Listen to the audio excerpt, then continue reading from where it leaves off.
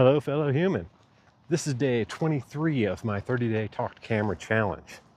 And today I'm discussing something that I'm passionate about. So I'm going to talk about a reignited passion that I've found over the last 6 months, an old passion that I lost the flame for and has come back strongly, and that is house music, and specifically mixing house music, being a house DJ. I think to fully understand, we got to go back many years to the early 90s. I grew up near Chicago, Illinois, and that was my formative years of influence when it comes to things like music and movies and culture. And I used to go to warehouse parties in Chicago. This was a time when on B96, Bad Boy Bill had a mix show on the weekends. And you could go out and on any given weekend, go see DJs that have turned out to be some of the founding fathers of Chicago House.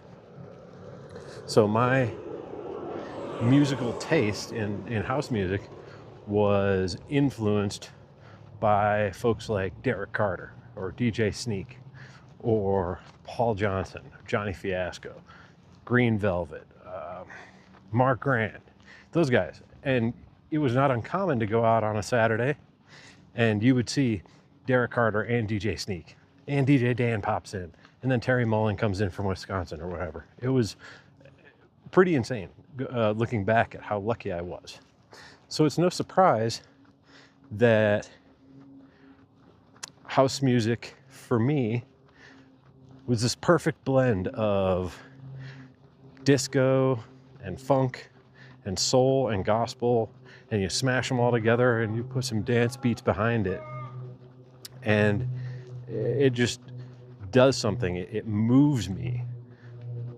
So I did that for many years, going out and enjoying incredible house music by incredible house DJs, legends of house music in Chicago. I moved to northern Colorado in the late 90s.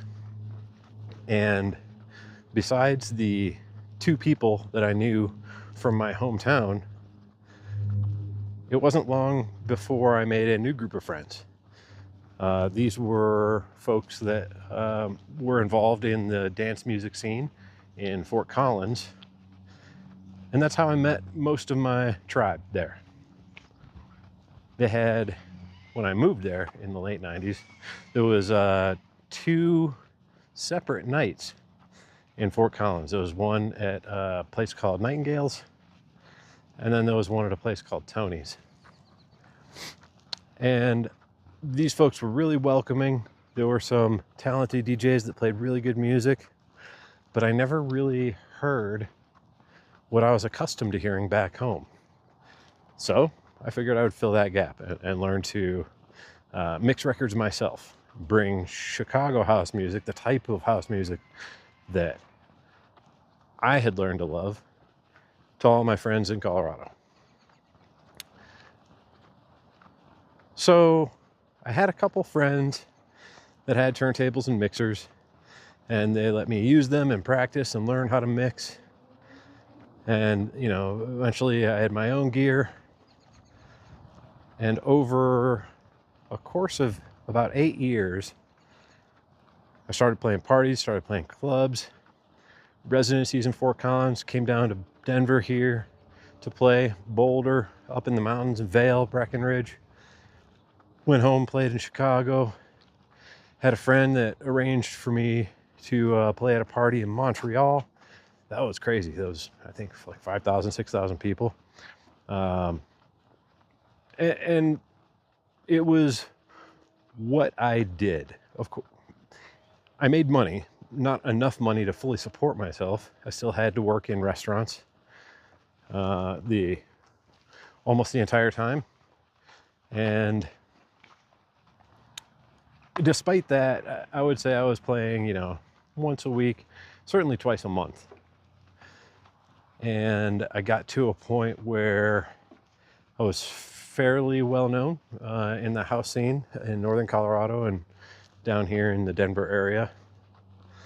I think I said in a video before that even though I may not have been, widely recognized, I would say that for anybody that went out or was interested in house music in the Denver, Fort Collins, Boulder, Greeley area in the late 90s or early 2000s have either seen me play or seen my name on a flyer for a party that I was playing at or a club night.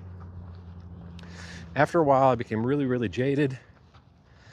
My excuse was that I didn't like the politics that you needed to engage in to reach that next level and turn it into something that makes you a little bit of money, into something that is what you do as a traveling DJ. I think maybe that's a bit of an excuse.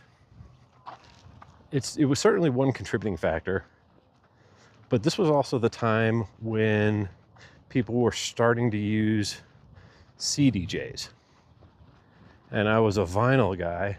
I was a bit of a vinyl purist, and I saw that as an unwelcome progression to the art form. I also, as an introverted extrovert, was at the point where I was going out enough to be a DJ that I didn't want to go out when I wasn't being a DJ. It was too much for me to be going out all the time. It was expensive. You had to schmooze. I drank too much. It was just, I became really jaded and crusty about it. And so I used to say I didn't want to go out unless I was being paid to go out. I needed to recharge my batteries or whatever the case may be. So a few of those types of things added up. And I found myself in a position where house music itself, much less being the DJ at an event, didn't bring me any joy. It didn't move me anymore. It didn't fill me with energy. And this coincided with me losing a job and having to put one of my dogs to sleep, and then relocating to Denver to take a professional job in project management, my first probably a real project management job. And all of this together made it easy for me to put house music and DJing as an art form through which I express myself on the shelf. Over the next 20-ish years, when it comes to music, I bounced around between all kinds, really. A lot of rock, hip-hop, acid jazz, classical. My wife got me into a little bit of country, a little bit of pop music, but EDM, or dance music specifically, just didn't move the needle for me. It didn't make me feel anything. And then about a year ago,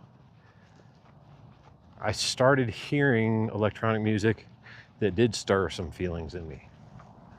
And I remember during my time walking the Portuguese Camino, there was many, many miles where I had earbuds in my ear and I was listening to EDM artists of various kinds.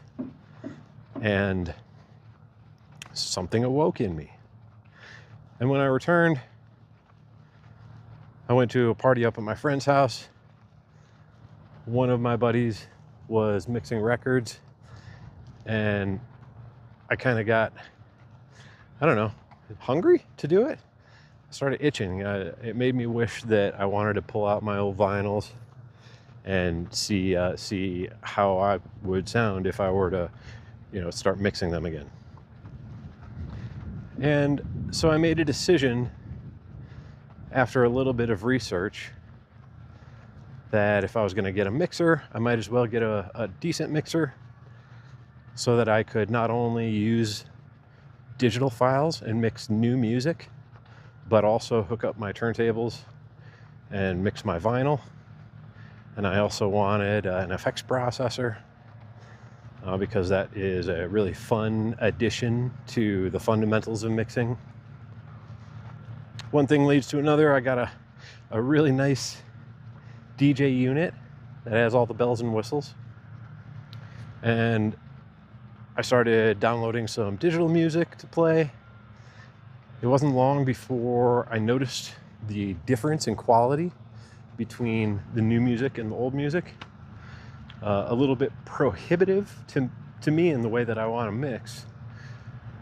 So I leaned into the new music, the digital music, and I found a lot of really great surprises that maybe shouldn't have surprised me.